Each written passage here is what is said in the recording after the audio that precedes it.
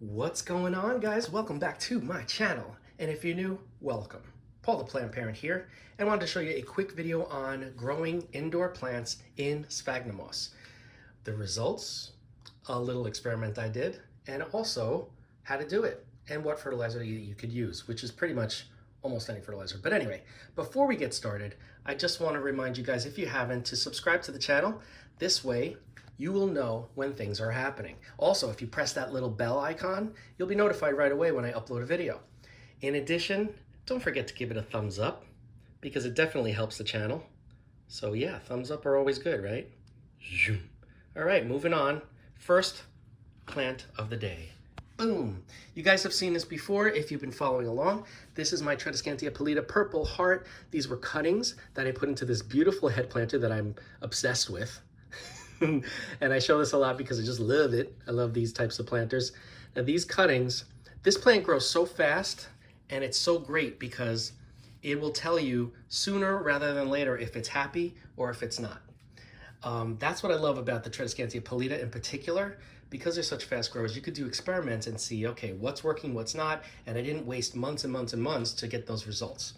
One thing that I do is when the growth points, when the branches start to get a little bit long like this one's getting, I will cut them and stick the cuttings back into an area that's empty, and it roots very quickly. And you can see here as an example, this was a branch here that I cut, and it already has grown a new growth point there. Same thing with this one. It was cut right there, and then it grew a new branch right here. So yeah, these plants really are great to experiment with. Again, nothing but sphagnum moss in here. Let me move this away. Love, love, love that planter. It's just one of my favorites. Next plant up, we have my philodendron imperial green. Now, if you guys have been following along, I recently, maybe, I don't know how many weeks ago, a few weeks ago, did a video on this plant. Originally, I had it in water culture, moved it to semi-hydro. It was surviving, but it wasn't like happily thriving. So I said, let me put this in moss. And the reason why, if you think about it, a lot of aroids that are climbers, people put on moss poles, right? The moss pole, if you keep the sphagnum moss damp or wet, moistened, better way to put it, the plant will grow up the pole, root into it, and continue to grow and be happy and hydrated. And each of the nodes that have those roots will hydrate the plant at that part of the plant's growth. So it really does make a difference. Now this plant, you can't really see many of the roots that have been growing in here, but the pups that were growing are continuing to grow and a little bit quicker. And we have one growth point here, another growth point here, and the main growth point that has taken over is right here. So you can see this plant is responding. It's already responding to being in the moss.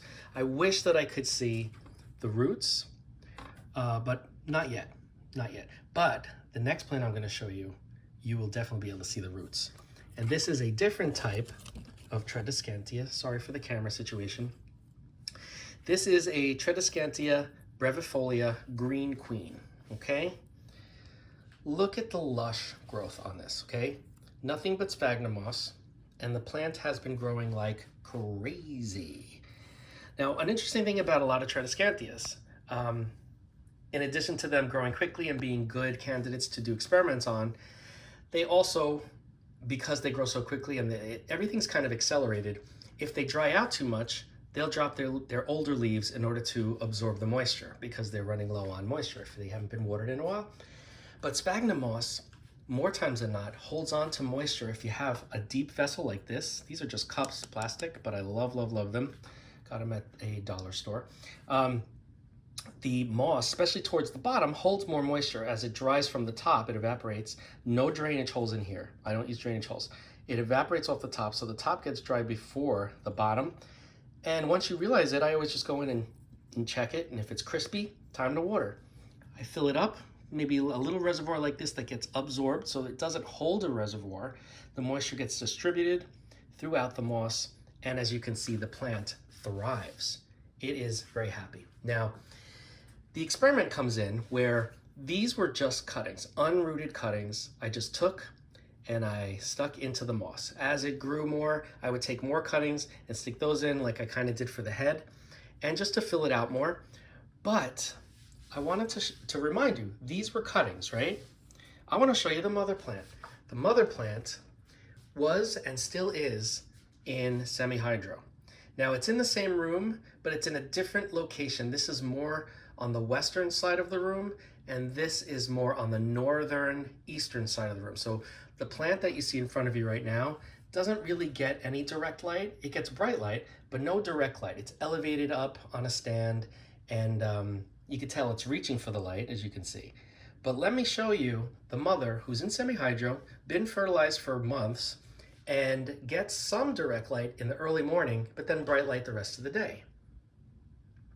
Yes, this is the mother plant. Look at this. This is the mother plant, okay? Now again, it's surviving, but I would hardly say that this is thriving. And I'm not gonna sit here and say, oh, it's only because of the semi-hydro. I'm not gonna even say that. But there is a difference. Look at this. These were cuttings from this plant. The only difference, aside from the location, but same room, same window, right, that they're near, just one is further west, one is further east, northeast a little bit. Look at the difference in the growth. I mean, there's just no question. And this one has been growing really fast.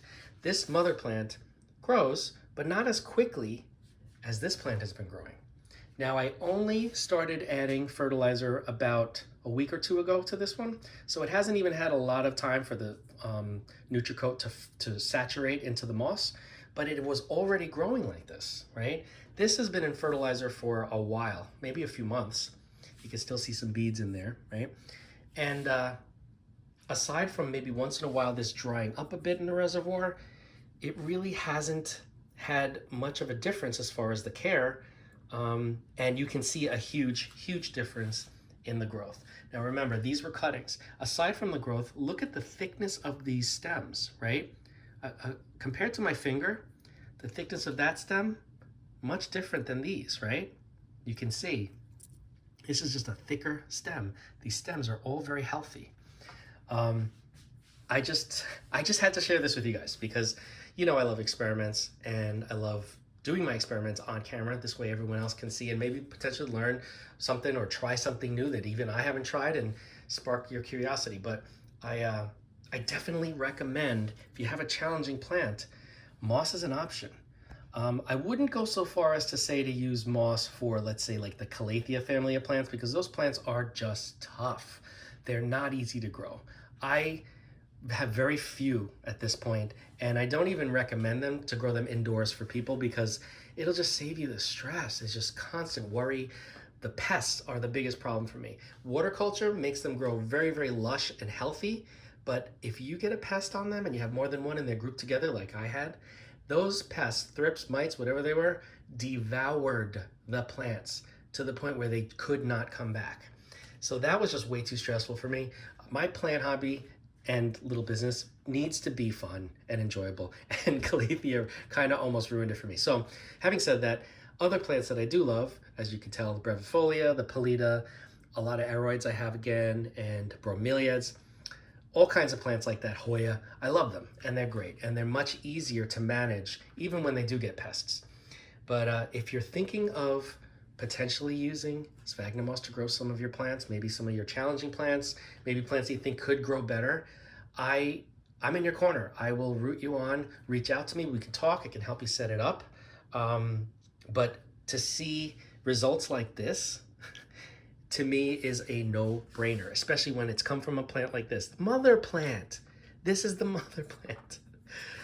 I know. Anyway, that's it. If you have any questions about how I've been growing these plants in sphagnum moss, reach out.